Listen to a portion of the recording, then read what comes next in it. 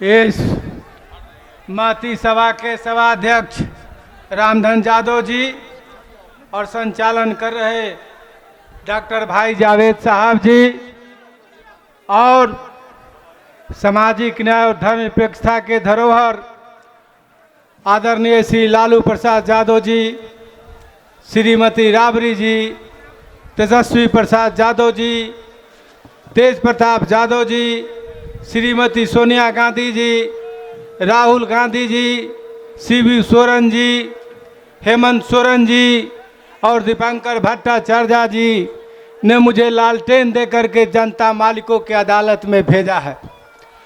और आप लोग जानते हैं कि यह लड़ाई जो है यह लोकतंत्र बचाने की लड़ाई है, प्रजातंत्र बचाने की लड़ाई है।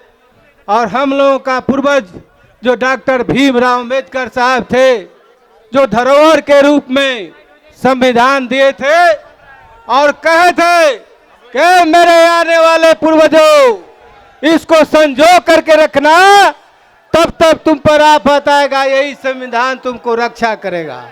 और हमारे नेता आदरणीय श्री लालू प्रसाद यादव जी ने जब कोडरमा में मुझे भेजने का काम किया तो उन्होंने शिक्षा दिए थे कि जाओ, जनता सर्वोपरि होता है, जनता मालिक होता है, हर दरवाजे पर दस्तक और नतमस्तक तुमको देना होगा।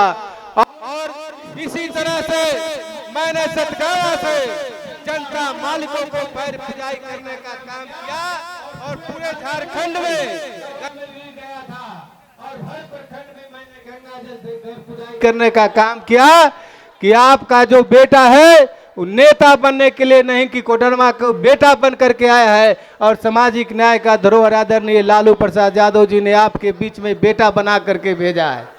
आप जानते हैं कि किस तरह से साजिश के तहत हर चुनाव में जो चुनाव कैंडिडेट जो चुनाव लड़ता है वो अपना घोषणा पत्र देता है। हम भी अपना घोषणा पत्र दिए हैं, उसमें मुझ पर एक FIR नहीं है और एक FIR है 16 का जो हाई कोर्ट से वह स्टे है, लेकिन मुझे जेल में रखा गया है।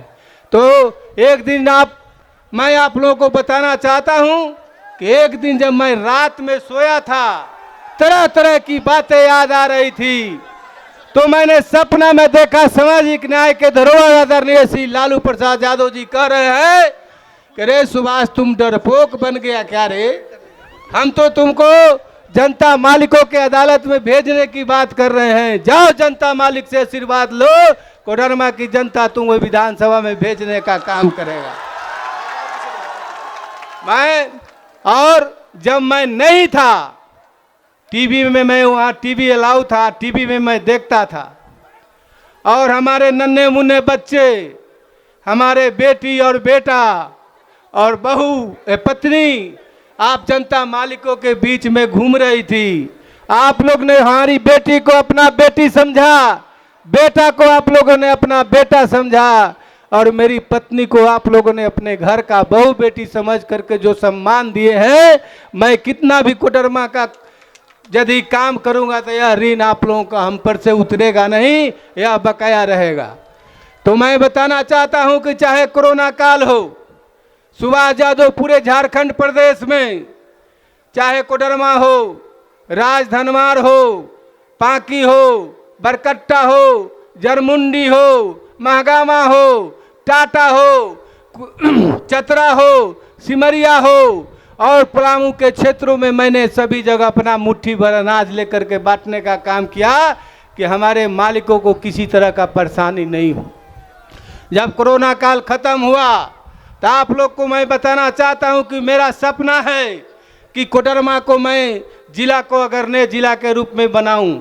मेरे पास में कुछ पावर नहीं है, लेकिन उसके बावजूद भी मैंने सोचा कि एक क्षेत्र में मैं काम कर सकता हूं कि कोडरमा में मैंने 8000 आम का फलदार वृक्ष, फॉर्मेलिटी मैंने नहीं किया बल्कि 3 से 4 साल का पेड़ लगाने का काम किया और फरवरी वो मजर लगाए और मई में आप लोगों को फल खाने का मिलेगा।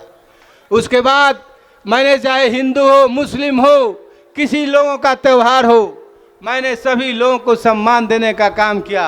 इसलिए कि हमारी पार्टी राष्ट्रीय जनता दल नफरत की बात नहीं करती है, राम रहीम में सामंजस्य की बात करती है और एकता की बात करती है। और हमारे लालू जी से हम लोगों ने सीखा है कि अपने पूर्वजों के इतिहास को याद करो। यदि आप अपने पूर्वजों के इतिहास को याद नहीं करोगे तो तुम गुलामी के जंजीर से छुटकारा तुम्हें नहीं मिलेगा। या हम लोग जगदेव बाबू को मानने वाले हैं, हम लोग जननायक कर्पूरी ठाकुर के मानने वाले हैं, हम लोग बाबा भीमराव अंबेडकर साहब के मानने वाले हैं। और यह इन लोगों महापुरुषों का सपनों को सर जमीन पर उतारने का काम हमारे आदरणीय श्री लालू प्रसाद यादव जी ने कहा था, किया है। और जब जब हमको मौका मिलता था इनके साथ गाड़ी में बैठने का और जाने का, तो अपने जीवन का इन्होंने कुछ घटित घटनाएं हमको बताते थे कि जब हम कर्पूरी ठाकुर जी को जब हम अगला सीट पर बैठा करके गाड़ी चलाते थे और तेजी में चलाते थे तो कर्पूरी ठाकुर जी कहते थे कि लालू जी आप बहुत तेज गाड़ी चला रहे हैं। तो हमको समझ जाते थे कि अब कह रहे हैं कि धीरे धीरे चलाना है गाड़ी, हम गाड़ी धीरे कर देते थे। इसलिए लालू जी हमारे सामाजिक न्याय के जो प्रणेता हैं, हम लोगों को बाबा साहेब भीमराव अंबेडकर साहब के यदि सिद्धांतों को मानते हैं तो बाबा भीमराव अंबेडकर साहब ने कहा था कि तुम एकत्रित हो, संगठित हो और शिक्षित बनो। और हमारे अभिभावक आदरणीय श्री लालू प्रसाद यादव जी ने इसको सरजमीन पर उतारने का काम किया।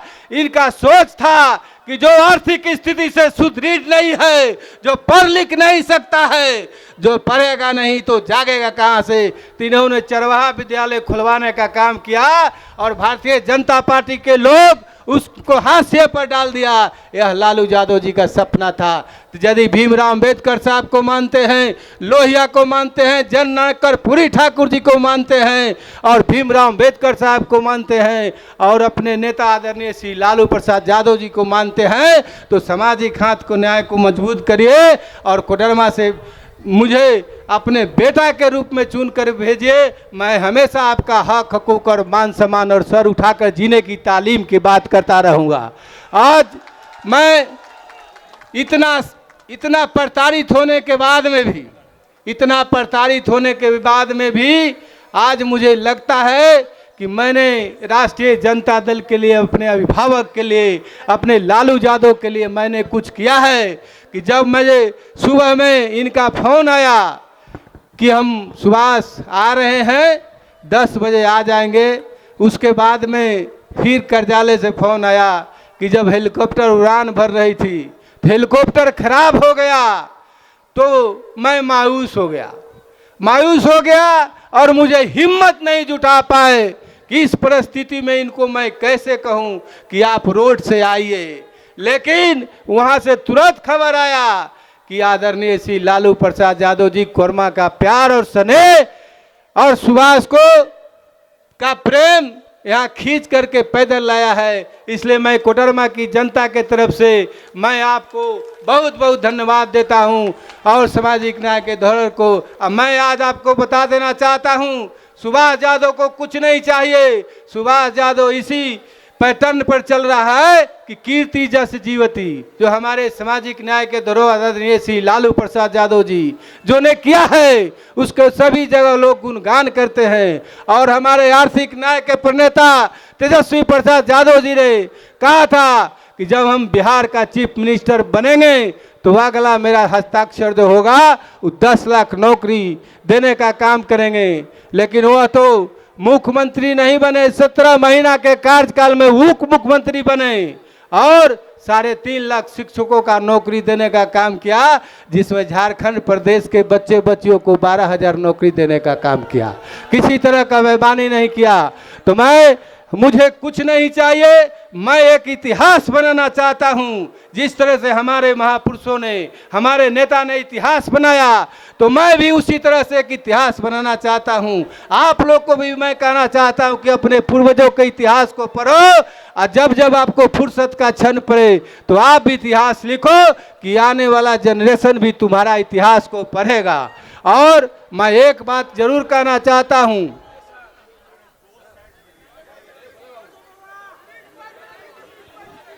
कि कोडरमा से जब मेरा अंतिम विदाई हो, जो सभी लोगों को होता है, जो इस मृत्यु भूमि पर आता है, सब लोग एक दिन जाता है। तो मैं आपको आशा और विश्वास दिलाता हूं कि आपसे मैं कुछ लेने नहीं आया हूं, बल्कि एक काम जरूर करना कि जब मैं अंतिम बराती मेरा जाएगा तो एक कफन दे देना। यही हम जानेंगे कि आप लोगों का बीच में हमने काम किया है और कर्म किया है, यही मेरा फल है। तो मैं आप लोग से निवेदन आरजू विनती करने आया हूं कि यदि जनता के अदालत में फैसला होती है, वो सर्वोपरि फैसला होता है। तो आने वाले 13 तारीख को आप ललटेन पर बटन दबाएं और अपने बेटा को विजय बनावें। सभी लोगों को आदाब, सलाम, प्रणाम, जोहार।